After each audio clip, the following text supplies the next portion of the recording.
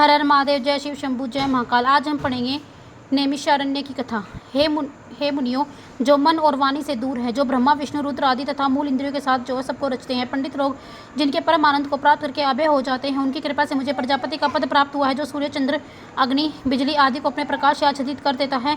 उन आदित्य भगवान शिव की अनंत महिमा को जाना नहीं जा सकता है। इनके समान और कोई दूसरा नहीं है। अपने अंदर से ही वे सृष्टि का उत्पन्न करते हैं और प्रलय के समय जो है उसे अपने अंदर विलीन कर लेते हैं।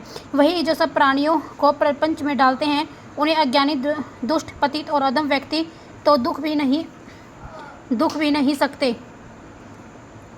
केवल भक्तजनी जो उनकी पूजा उपासना द्वारा जो है अपने अंदर तथा बाहर उनके दर्शन कर पाते हैं। उनके स्थूल रूप को देवता देख सकते हैं तथा योगीजन उनके सूक्ष्म रूप के दर्शन कर सकते हैं। इनका तीसरा रूप जो है सूक्ष्माति सूक्ष्म, नित्य और जो है विनाशी है। इस रूप को जो है उनके भक्त व्रत के अनुकूल चलने पर देख सकते हैं। वेदों में कहा गया है कि शिवजी साधु द्वारा प्रसन्न होते हैं। इसी तरह जो धर्म की अधिकता हो जाने पर उसके द्वारा जो है जन्म जन्मांतरों के पापों का नाश होने पर भगवान भोलेनाथ की ज्ञान से जो है चंचल भक्ति प्राप्त होती है। ऐसा व्यक्ति सांसारिक विषयों से दूर होकर भक्ति भाव में प्रवृत्त हो जाता है। भाव सिद्ध हो जाने पर ध्यान कार्य में निष्ठा बन जाती है। फिर ज्ञान और ध्यान युक्त होकर मनुष्य प्रवृत्त हो जाता है। वह व्यक्ति शिव समान होकर शिव धाम को प्राप्त हो जाता है। इसी कारण हे ऋषियों, तुम भी जो उस ब्रह्मा अर्थात शंकर की कृपा प्राप्त करने की कोशिश करो। ब्रह्मा परमात्मा शिव के ध्यान का अभ्यास करो। इसी के द्वारा भगवान शिव के ध्यान का जो अभ्यास करो, इसी के द्वारा भगवान शिव के में जो प्रेम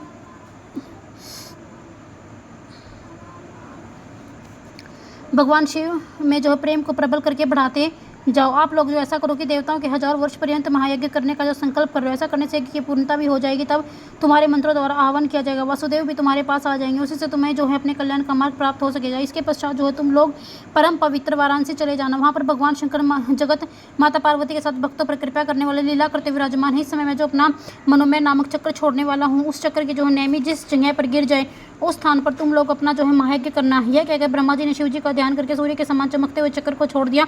ऋषि लोग जो ब्रह्मा जी को प्रणाम करके चक्र के पीछे चलने लगे। वह चक्र चलते चलते जो किसी परम पवित्र विशाल भूमिखंड पर जाकर गिरा। वहाँ एक बड़ी शिला थी, उसके साथ जो टकरा कर उसकी जो नेमी टूट गई। इसका कारण वह स्थान जो परम पवित्र यज्ञ गंधर्वादी से जो है नेमिषारण्य से नाम से प्रसिद्ध हो गया। ऋषियों ने वहाँ पर जो महायज्ञ करने की दीक्षा ग्रहण की। एक दिन जो राजा पुरु उर्वशी के साथ विहार करते हुए वहाँ आ पहुँचे। वह 18 समुद्र द्वीपों को अधिपति होते हुए भी जो उसी रमणीक भूमिखंड के लिए लालित हो गए। वह मोहवश अज्ञानता से मुनियों की स्वर्ण वेद को छीनने को जो है तैयार हो गए। मुनियों ने क्रोध में भरकर राजा पर कुशा से प्रहार